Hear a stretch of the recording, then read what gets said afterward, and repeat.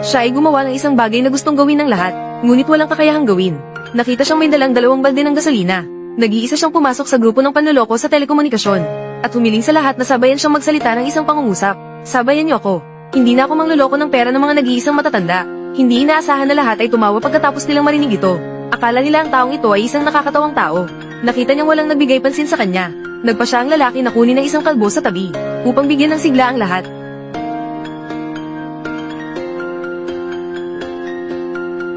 Isang serye ng mga galaw ang nagpatakot sa lahat. Hindi inaasahan na ang lalaking nasa harapan ay isang matinding karakter. Pagkatapos, muli niyang pinasunod ang lahat na magsalita. Sabayan niyo ako. Hindi na ako mangloloko ng pera ng mga nag-iisang matatanda. Pinaalalahanan niya ang lahat. Kung nais niyong mabuhay, umalis na kayo. Dahil susunugin niya ang lugar na ito. Pagkatapos sabihin ito, sinimulan niyang ibuhos ang gasolina sa mesa ng computer. Ang lahat ay natakot at nagtakbuhan upang iligtas ang kanilang buhay. Dumating ang manager kasama ang mga tao. Tinanong niya ang lalaki kung sino siya.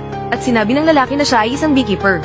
Kapag may samire sa katatagan ng lipunan ng mga pukyutan, lalabas siya upang sunugin ang mga taong sumisira sa kayusan. Ngunit sa bulwagan na ito, milyon-milyong piso ang pumapasok bawat oras. Hindi papayagan ng manager na maglasik siya ng gulo dito. Inutusan niya ang mga gwardiya sa likod na kumilos agad. Ngunit hindi inisip ng lalaki ang mga ito.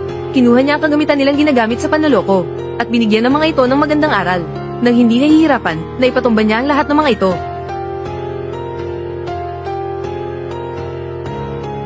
Wala akong masama. Bilisin niyo.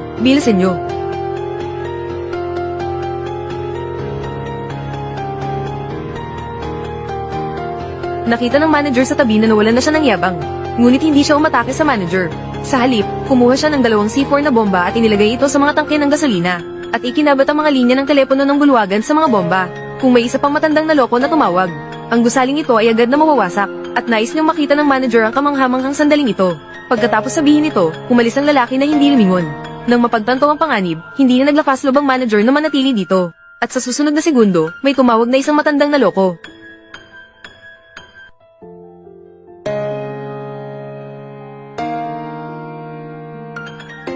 Ang dahilan kung bakit labis na kinhatred ng lalaki ang mga scam.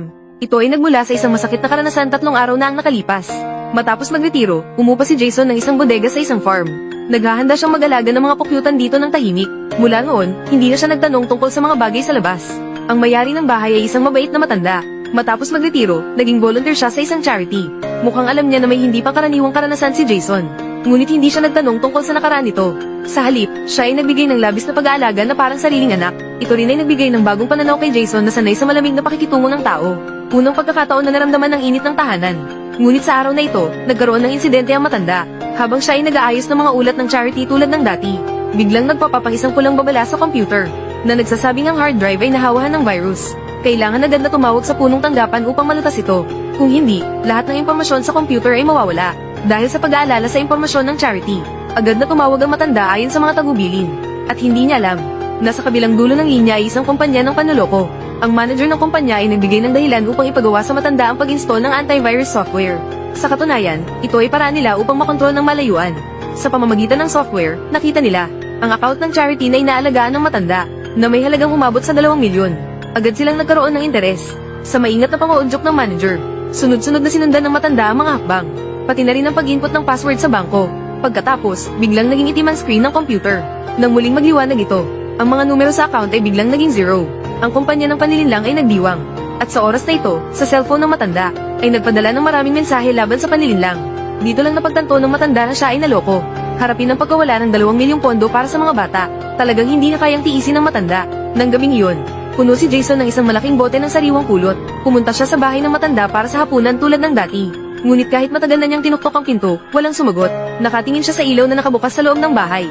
Biglang nakaramdam si Jason ng masama. Nang siya ay pumasok sa bahay, nakita niyang may isang baril sa sahig, at may mga bakas ng dugo at mga bala. Ang matanda na puno ng pagsisisi ay nagpakamatay sa pamamagitan ng baril. Si Jason ay nahuhulog sa kalungkutan. At sa oras na ito, isang babae ang biglang lumitaw na may baril sa likod ni Jason. At pinapapalaya si Jason na nakaluhod na may mga kamay sa kanyang ulo. Kaya pala siya ang anak na babae ng matanda na umuwi mula sa kanyang biyahe, si Vina. Nakita niya ang isang estrangherong lalaki sa bahay ng kanyang yumaong ina. Agad niyang itinuring na si Jason ang salarin. At mas nakakagulat, si Vina ay isang ahente ng FBI. Nais niyang agad na ipasok si Jason sa bilangguan. Nais sanang ipaliwanag ni Jason. Ngunit si Vina, na lubos na nalulumbay sa pagkawala ng kanyang ina, ay hindi nakinig. Napilitan si Jason na makipagtulungan sa pulisya at bumalik sa estasyon para sa interogasyon. Sa mga sandaling iyon, natagpuan ni Vina ang software ng panloloko sa computer ng kanyang ina, at ang mga account na na-zero. Dagdag pa, hindi rin natagpuan ng pulisya ang mga fingerprint ni Jason sa baril. Dito lamang nalaman ni Vina na siya ang nagkamali sa pag-akusa kay Jason. Kinabukasan, natagpuan ni Vina si Jason sa bodega, at taos-pusong humingi siya ng tawad sa kanya. Sa kanilang pag-uusap, nalaman ni Jason na ang matanda ay nagpakamatay dahil sa matinding panloloko. Sinabi ni Vina na ang grupong ito ng panloloko ay nakatuon sa pagnanakaw ng pera mula sa mga nag-iisang matatanda. Sa lugar na ito, maraming katulad na trahedya ang nangyari, at ang grupong ito ay lubos na nakatago. Kahit na bilang FBI, mahirap silang matunton. Hindi pa natatapos si Vina sa kanyang sinasabi. Si Jason ay nahihirapang pigilin ang kanyang galit. Matapos niyang madaliin ang pag-uusap, umalis siya na may dalang bote ng pulot na dapat sana ay ibigay sa matanda. Bumalik si Jason sa kanyang sariling pugad ng mga pukyutan. Kumuha siya mula sa isang hive ng isang kahon na nakabalot sa aluminum foil. Sa loob nito ay ang kanyang nakatagong satellite phone na handa nang gamitin anumang oras. Isang operator mula sa isang misteryosong organisasyon ay nagulat nang marinig ang boses ni Jason. Dahil siya ay umalis na sa mundo ng krimen sa loob ng maraming taon. Kapag siya ay tumawag, tiyak na hindi ito isang maliit na bagay. Nais ni Jason na humingi ng tulong mula sa operator upang alamin ang tiyak na lokasyon ng grupo ng panloloko. Ngunit ito ay isang lugar na hindi kayang hanapin ng FBI. Ang operator ay agad na pumayag. Sa loob ng kalahating oras, tumawag muli ang operator. Sabihin mo sa kanya na ang mga base ng organisasyon ay hindi lamang isa, kundi ito ay kumakalat sa buong mundo. Sinabi ng operator sa kanya, ang lokasyon ng pinakabago nilang base. Kaya't si Jason ay walang pag-aalinlangan na sumakay sa kanyang Ford pickup. Hindi umabot ng 20 minuto ay nakarating na siya sa gusali ng kumpanya ng panloloko. Nagsimula ang eksena na iyon. Habang ang buong gusali ay nawasak, nakita ng manager na seryoso ang sitwasyon. Agad siyang tumawag sa kanyang boss. Ang punong tanggapan ng grupong ito ay nasa malalayong bahagi ng masiglang Boston. Ang presidente ay isang binatang mayamang tinatawag na Drake. Nang malaman niyang ang halaga niya, ang kanyang sangay na nagkakahalaga ng daan-daang milyong dolyar ay winasak ng isang estranghero. Agad siyang nagbago ng anyo. Agad niyang binigyan ng access sa cloud server ang manager. Inutusan siyang hanapin ng impormasyon tungkol sa mga kamakailang transaksyon. Dapat niyang matukoy ang taong iyon at patayin siya. Sa puntong ito, si Jason ay bumalik na sa bukirin upang ipagpatuloy ang pag-aalaga ng mga bubuyog. Hindi nagtagal, ang manager ay dumating sa bukirin kasama ang ilang mga tauhan. Agad niyang nakilala si Jason bilang taong nagwasak sa kumpanya noong araw na iyon. Nagpasya siyang bigyan si Jason ng leksyon. Nakita ang dalawang tauhan na may hawak na shotgun. Binombard ng beehive ng walang habas. Sinira ang kolonya ng mga bubuyog na pinaghirapan ni Jason. Alam ni Jason na dumating na ang kaaway, kaya't bumalik siya sa bodega. Inilunsad ang lahat ng kagamitan. Naghintay na mahuli ang mga masamang tao. At ang manager at iba pa ay hindi alam na malapit na ang kanilang katapusan. Sila ay pumasok sa bodega na mayabang na may mga baril. Itinuturing si Jason na isang madaling target na handang hulihin. Isang kalbo ang naghahanap ng biktima. Ngunit biglang lumitaw si Jason sa likod na mas matalino kaysa sa kanya. Pinigilan ang kanyang bibig at ginamitan siya ng kadena upang mamatay. At pagkatapos ay ang pangalawa, ginamit ni Jason ang kanyang shotgun upang pigilan ang kanyang bibig. Dahil sa sobrang lakas, nabasag ang kanyang pangitaas ng ngipin. Huwag sabihin ang tunog ay medyo malutong. At ang pangatlong tao ay hindi pa nakakapagbaril. Ay nahati ang kanyang baril ni Jason sa dalawa. Pagkatapos, isang sipa ang kanyang ibinigay at siya ay tinadyakan palayo. Sa huli, tanging ang manager na lang ang natira. Siya ay natakot at naguluhan dahil sa pagkawala ng kanyang mga tauhan. Wala siyang magawa kundi ang magpaputok ng walang direksyon sa paligid. Wala nang bakas ng kanyang dating kayabangan. Sa mga sandaling iyon, biglang lumitaw si Jason sa likuran. Hinawakan niya ang kanyang braso at itinulak siya patungo sa makina ng pagputol. Agad nitong pinutol ang kanyang dalawang daliri. Kasabay ng kanyang mga sigaw, siya ay itinapon sa kariton. Hindi kinuha ni Jason ang kanyang buhay sa lugar na iyon. Sa halip, siya ay nag-empake ng kanyang bag at umalis. Ang manager na nakaligtas sa kamatayan ay nagmaneho patungo sa tulay. Nang makita niyang ligtas ang paligid, agad siyang tumawag sa kanyang amo na si Drake. Akala ni Drake na ang kanyang mahusay na tauhan ay naayos na ang problema. Hindi niya inaasahan na ang tatlo ay lahat namatay. Ang manager ay naging isang taong may putol na daliri. Hindi maintindihan ni Drake kung bakit ang isang simpleng tao na nag-aalaga ng pukyutan ay ganito kalakas. Sa mga sandaling iyon, biglang nagpakita si Jason. Isang mabilis na pagkakahawak sa manager. Ibinuhol siya sa sasakyan. Ang lahat pala ay nasa plano ni Jason. Gusto niyang bigyan ng halimaw na ito ng isang malikhaing paraan ng pagkamatay. Sa huli, hinaplos ni Jason ang kanyang bisut, para rin itong pamamaalam sa kanyang tahimik na mga araw. Sinimulan niya ang makina ng kanyang pickup truck. Ito ang pinakakon na paraan ng pagkamatay na iniwan niya para sa manager. Tumigil ka na, gago. Hindi.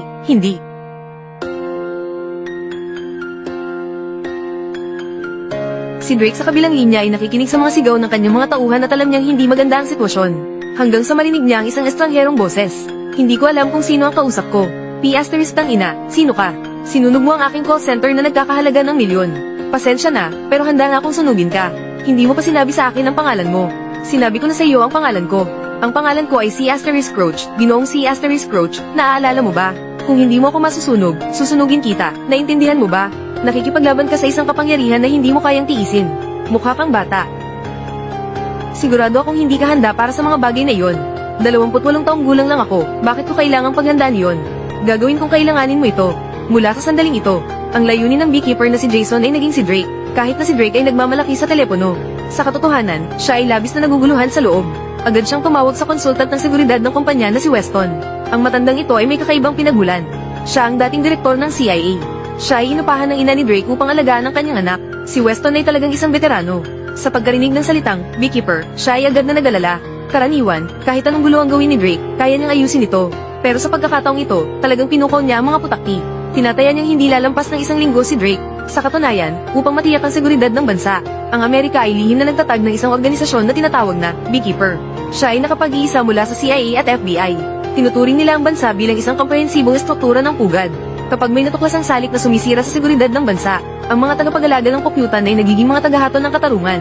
Lihim nilang pinapatay ang lahat ng mga sumisira, at si Jason ay isang retiradong tagapag-alaga ng kompyutan. Sinabi ni Weston na kahit siya ay walang magagawa, dahil nakita niya mismo ang nakakatakot na lakas ng tagapag-alaga ng kompyutan. At si Drake ay naniniwala na ang matanda ay nagmamalaki lamang upang takutin siya. Kung talagang may ganitong tao na umiiral, talagang nais niyang makita ito. Hindi nagtagal, tumanggap si Weston ng tawag mula sa ina ni Drake. Ang kanyang ina ay tila may malaking impluwensya. Isang salita lamang ang nagpasunod kay Weston na pangalagaan ng kanyang anak. Agad na tumawag si Weston sa kasalukuyang direktor ng ahensya ng impormasyon. Dahil ang kasalukuyang direktor ay personal na itinaas ni Weston, kaya't siya ay labis na iginagalang. Nang malaman na ang protektadong tao ni Weston ay nalagay sa panganib ng mga tagapag-alaga ng kompyutan, ang kasalukuyang direktor ay natakot at huminga ng malalim. Ngunit sinabi niyang handa pa rin siyang tumulong sa gawaing ito. Matapos ang mahabang pagsisiyasat, ang direktor ng intelihensya ay tumawag pabalik kay Weston at sinabi, ang taong kinasangkutan ni Drake ay isang retiradong tagapag-alaga ng kompyutan. Ang pinakamainam na paraan upang malutas ito ay ang ipakita ang kasalukuyang tagapag-alaga ng kompyutan. Dito ay bumagsak ang bigat sa puso ni Weston. Samantala, si Jason na papunta sa Boston ay nagpagas sa isang gasolinahan. Nang siya ay tapos na sa pagpagas at hawak ang bote ng pulot, naisip niya ang isang tao. Isang asul na pickup truck ang biglang sumugod at bumangga sa kanyang sasakyan. Ang babaeng nakasuot ng salamin sa mata na bumaba mula sa sasakyan ay walang salitang. Kinuha ang shotgun at malakas na nagpapaputok patungo sa sasakyan ni Jason. Maliwanag na na-modify ang kanyang baril. May mga karagdagang magazine at red dot sight. Ang dahilan kung bakit siya ay may ganitong armas, ay dahil siya ang kasalukuyang tagapag-alaga ng kompyutan. Sa oras na iyon, isang pulis na sasakyan ang dumating sa tunog. Ang babae na may salamin sa mata ay walang pakialam at nagpasabog ng putok. Ang mga pulis ay naging parang salaan sa lugar. Biglang lumitaw si Jason. Ang dalawang henerasyon ng mga tagapag-alaga ng kompyutan ay hindi nagkakasundo. Walang sino man ang tumitingin sa isa't isa. Talagang ikaw ay isang abalang bubuyog. Dapat ka nang magretiro. Sa tingin ko, wala kang kakayahang magmana. Ngunit malinaw na hindi kayang talunin ng babae na may salamin si Jason. Siya ay tinadyakan ni Jason at nalipad. Siya ay tumayo at naglabas ng baril. Ngunit biglang nawala si Jason na parang multo. Galit na galit siya kaya't hindi na siya nagkunwari. Makikita siyang hinayla ang tarpaulin ng likuran ng pickup. Ipinakita ang kanyang napakalaking militar na gatling. Ang bilis ng pagputok ng ganitong uri ng armas ay 6,000 bala bawat minuto na nakakatakot. Siya ay nagbabaril ng walang habas sa gasolinahan. Nangako siyang papatayin si Jason. At si Jason ay kumuha ng bote ng pulot mula sa sasakyan. Matinding inihampas ito sa ulo ng babae na may salamin, na nagdulot sa kanya ng pagkahilo. Agad na sinindihan ni Jason ang lighter at itinapon ito sa pickup. Ang naglalagablab na apoy ay agad na lumamon sa babae na may salamin. Kawawa naman ang kasalukuyang tagapag-alaga ng kompyutan na ganap na nasunog. Bago umalis si Jason, ginamit niya ang maliit na kutsilyo upang putulin ang kanang hintuturo ng babae na may salamin. Ang bagay na ito ay may ibang gamit. Siya ay umalis sakay ng sasakyan ng isang estranghero. Habang umaalis si Jason, ang gasolinahan sa likuran ay agad ding nilamon ng apoy. Pagkatapos, tumanggap si Weston ng tawag mula sa kasalukuyang direktor ng ahensya ng impormasyon. Sinabi na nabigo ang misyon. Walang magawa si Weston kundi mag-isip ng paraan upang protektahan ang maliit na mahal na ito sa kanyang tabi. Kailangan niyang magtipon ng isang elite team mula sa Delta. Sila ay mga piling tao ng Marine Corps. Sa puntong ito, si Jason ay dumating sa harap ng isang lihim na bodega. Kinuha niya ang naputo na daliri ng babaeng may salamin at inilagay ito sa fingerprint na coder. Unti-unting bumukas ang malaking pinto. Isa ito sa mga lihim na bodega ng organisasyon ng mga beekeeper. Nag-login siya sa system terminal. Ginamit niya ang teleponong iniwan ng manager upang mahanap ang address ng punong tanggapan ng kumpanya ng panloloko. Dito rin ang pinakamabentang base ni Drake. Matapos niyang masamsam ang bodega, diretsong tumungo siya sa punong tanggapan ng panloloko sa Boston. Dahil sa koneksyon ng ina ni Drake, isang pangkat ng ganap na armadong espesyal na puwersa ng US Army, nakatigil sa ibaba ng punong tanggapan ng kumpanya. Sila ay inutusan na ipagtanggol ang gusali hanggang sa kamatayan. Sa loob ng gusali, ang isang elite team na inorganisa ni Weston ang namamahala sa seguridad. Ang espesyal na puwersa ay nag-uusap tungkol sa plano ng seguridad ng gusali. Isang lalaking may sombrero ang biglang sumingit at nais makipag-usap ng ilang salita. Nakita ng kapitan na siya ay isang sibilyan. Agad niyang inutusan na umalis siya ng mabilis. Ngunit sinabi ng lalaki na huwag nang magaksaya ng oras.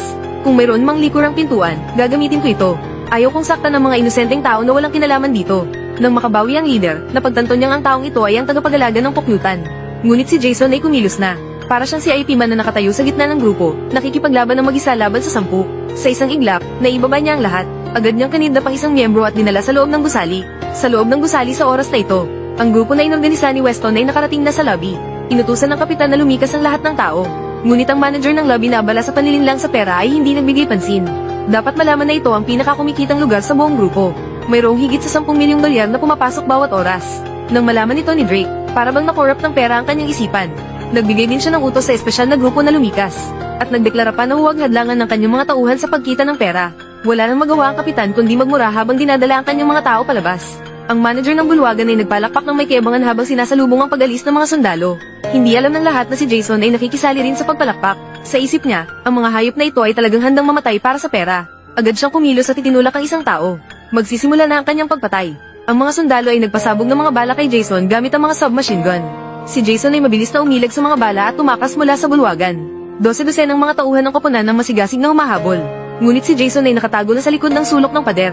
Nang lumapit ang kapitan, agad siyang umatake at ginamit ang cable upang mahuli ang baril. Isang bilog na putok ang pumatay sa lahat ng kanyang mga kasama. Si Jason ay bihasang inalis ang baril ng kapitan. Ang kapitan na nainsulto ay humugot ng labanan at inatake si Jason. Si Jason ay sinamantala ang pagkakataon at kinuha ang fire extinguisher upang depensahan ng sarili. Isang malinis na tunog ang nagpatambo sa kalaban. Pagkatapos, mas marami pang mga espesyal na pulis ang pumasok sa gusali. Ngunit handa na si Jason. Matagal na niyang nailatag ang mga nakatagong linya. Naghintay hanggang sa umabot ang SWAT sa pintuan ng elevator.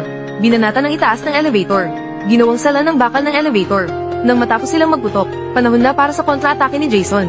Kakabago lang nila ng bala. Inilunsad ni Jason ang mga pampasabog sa cable ng elevator. Lahat sila ay lumabas.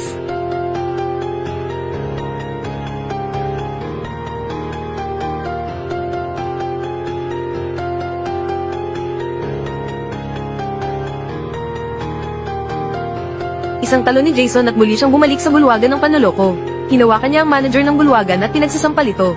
Sa wakas, napilit siyang ibulalas ang impormasyon tungkol sa boss na si Drake. Nang makita ang larawan ni Drake, si Jason, na sanay sa malalaking eksena, ay nagulat pa rin. Hindi niya akalain na ang ina ni Drake ay kasalukuyang presidente. Sinabi ko na sa iyo, hindi mo sila kayang labanan. Walang bagay na hindi mo kayang labanan. Minsan, para sa balanse ng pugad. Kailangan talagang patayin ang reyna ng mga bubuyog. Dahil sa pagkatalo ng grupo ni Weston, si Drake ay napilitang magtago sa tabing dagat na bahay ng kanyang ina. Ito na ang huli niyang taguan. Ang buong bahay ay mahigpit na binabantayan. Sa loob at labas ay may mga bihasang puwersa ng SWAT. Si Vina, bilang ahente ng FBI, ay kasali sa pagbabantay dito. Talagang hindi ko alam kung anong iniisip ng matandang iyon. Na nagpa siya pang protektahan ng mamamatay tao. Hindi ko talaga alam kung ano ang nasa isip niya. Si Weston ay mabilis na dumating din. Muli siyang nag-recruit ng isang maliit na grupo ng mas malalakas na bayaran. Ang leader na may balbas ay ang tanging nakapatay sa isang beekeeper. Siyempre, nagbayad siya ng mahal na halaga para dito.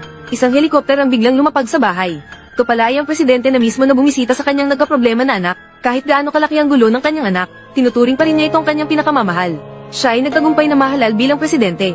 Dahil din sa malaking pondo ng kampanya na ibinigay ng kanyang anak, ang maginang ito ay talagang nagtutulungan sa masamang gawain. Ngunit sa araw na ito, mukhang matatapos na ang kanilang magandang buhay. Ang paligid ng mansyon ay puno ng mga bantay, upang maiwasan ang pagpasok ng mga tagapag-alaga ng pukyutan. Nagutos pa sila na iwag ang mga takip ng balon. Hindi nila akalain na nagkasundo pa sila ni Jason. Nandoon siya sa pintuan ng mansyon. Lumabas siya mula sa ilalim ng takip ng balon na hindi pa noeled. Samantalang walang nakakapansin, mabilis siyang nagtago sa ilalim ng truck. Nang suriin ng mga bodyguard ang truck, nilutis niya ang isang tao sa ilalim ng truck. Pagkatapos ay pinalitan niya ang damit ng biktima. Ganun lang. Matagumpay na nakapasok si Jason sa mansyon. Matapos siyang magbihis ng suit sa isang sulok, lumabas siya ng may tiwala sa sarili sa pagtitipon. Agad na nakilala ni Beard Guy si Jason sa gitna ng tao. At mabilis na inutusan ng kanyang mga tauhan na lumapit at umikot. Itinutok niya ang baril kay Jason at pinapapababa siyang nakaluhod. Nais niyang barilin siya sa lugar. Ngunit si Vina, na may kaunting konsensya, ay lumapit upang pigilan ito. At sinabing kailangan siyang dalhin sa istasyon ng pulis para sa interogasyon. Pero hindi nakinig si Kuya Buhok. Alam niya na kung hindi ito masosolusyonan ngayon. Sa hinaharap, tiyak na magiging panganib ito. Matapos makuha ang pahintulot ni Weston, handa na siyang patayin si Jason. Buhay na pukyutan o patay na pukyutan. Kung gayon, pipiliin ko ang buhay.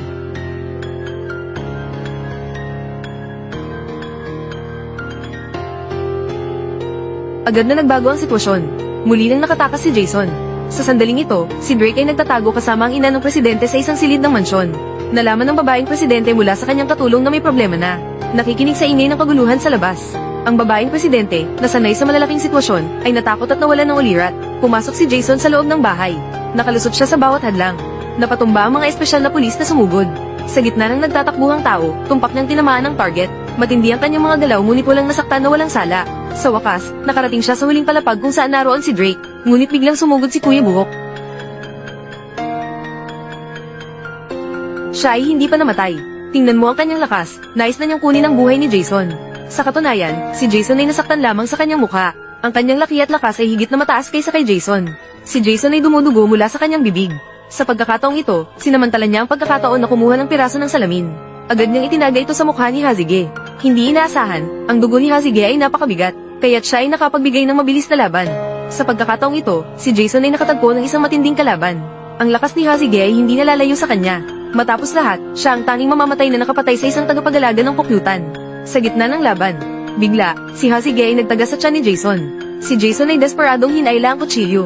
Ngunit muli siyang tinutukan ni Hazige ng kutsilyo sa kanyang leeg. Nakikita na si Jason ay malapit ng mamatay. Bigla niyang natuklasan ang kahinaan ni Hazige. Isang sipa ang tumama sa peking binti ng kalaban. Ganap na binago ang takbo ng laban. Ang kutsilyong ito sa kamay ni Jason ay parang mga isdang lumilipad sa tubig na lumalangoy pabalik-balik. Wala nang kakayahan si Kuya Buko na lumaban. Sa huli, siya ay brutal na pinatay ni Jason. Kahit gaano pa siya kapal ng dugo, hindi niya kayang tiisin ang mga atake ng tagapag-alaga ng pukyutan. Sa wakas, siya ay naitaboy sa lupa ng isang malakas na suntok ni Jason. Si Jason na puno ng sugat ay dumating sa pintuan ng ina at anak. Biglang lumitaw si Weston na nagbabantay sa pintuan at nagmungkahi na huminto. Dahil si Jason ay isang retiradong tagapag-alaga ng pukyutan na hindi na dapat makialam sa mga bagay ng mundo. Sinabi ni Jason na ito ay isang personal na alitan. Dahil ang matandang biktima noon, ang tanging tao na nagbigay sa kanya ng init, siya ay nanumpa na ipaghiganti ang matanda kahit na mamatay. Si Weston ay patuloy na nakaharang sa pintuan na nais pigilan. Iniisip ni Jason kung saan nagmula ang tapang ng kalaban. Kaya't walang awa niyang pinutol ang dalawang daliri niya. Biglang naging tahimik si Weston. Pagkatapos ng isang malakas na pagsabog, bumukas ang pinto ng bahay. Sa wakas ay nakita ni Jason si Drake na sumisigaw sa telepono. Si Drake na walang ibang mapuntahan ay walang awa na humawak ng baril at kinidnap ang kanyang sariling ina na presidente. Dumating din si Vina sa oras na iyon. Nakita niyang may hawak na baril si Vina na gustong pigilan siya. Pinag-isip siya ni Jason kung paano namatay ang kanyang ina. Habang nagsasalita, pinaputok ni Jason ang ulo ni Drake. Pagkatapos, mabilis siyang bumangga sa salamin at tumakbo palabas ng bahay. Tinawag ni Vina si Jason. Ngunit sa huli, dahan-dahan niyang ibinaba ang baril. Matapos lahat, ang lalaking ito ay naghiganti para sa kanyang ina. Isang bagay na hindi niya kayang gawin. Nagawa ito ng tagapag-alaga ng pukyutan para sa kanya. Dumating si Jason na puno ng mga sugat sa tabing dagat. Inalis ang mga kagamitan na inihanda ng maaga. Sa wakas, nawala ang anino ni Jason sa malawak na dagat. Ngunit ang kanyang iniwang pagkabigla ay hindi pa rin humuhupa. Hindi siya ang tradisyonal na bayani. Walang kapa, at hindi para sa palakpakan. Siya ay isang tinik ng pukyutan na may matinding sakit. Tumpak na tumusok sa katawan ng lipunan. Ang tumol na tinatawag na pandaraya sa kuryente. Kapag ang liwanag ng katarungan. Minsan ay hindi kayang liwanagin ang bawat madilim na sulok. Kapag ang dugo at luha ng mga inosente ay walang awang pinigarang kasakiman. Sa kaibuturan ng ating puso, hindi ba't sabik tayong makakita ng ganitong kidlat? Lahat ay napupuot sa pandaraya sa kuryente. Dahil ito ay unti-unting kumakain ng tiwala. Winuwasak ang buhay. Ginagawang mahina ang kabutihan. Ang tagapag-alaga ng pukyutan ni Jason ay tiyak na sagot sa ganitong sama ng loob ng nakararami. At isang konkretong tugon sa kawalang kapangyarihan. Isang tagahaton na lumalampas sa mga alituntunin. Ngunit nakaugat sa katarungan. Siya ay nagpapaalala sa atin. Panatilihin ang kaayusan ng pugad ng mga pukyutan. Minsan, kinakailangan ng hindi pangkaraniwang tapang at determinasyon. Kailangan ng lipunan ng kaayusan. Mas kailangan ng may tapang na tumayo kapag ang kaayusan ay nawawalan ng bisa. Ang mga tagapaglinis na handang lumaban. Ang pagkawala ni Jason ay hindi katapusan, kundi isang uri ng pagkatago. Kapag ang kasamaan ay muling sumibol. Kapag ang mga hikbi ng mga mahihina ay hindi pinapansin. Ang mga tunog ng mga pukyutan mula sa kailaliman ay tiyak na muling maririnig. Dahil palaging may kinakailangang gumawa ng hindi pinapayagang lumago ang kasamaan na tinik ng pukyutan.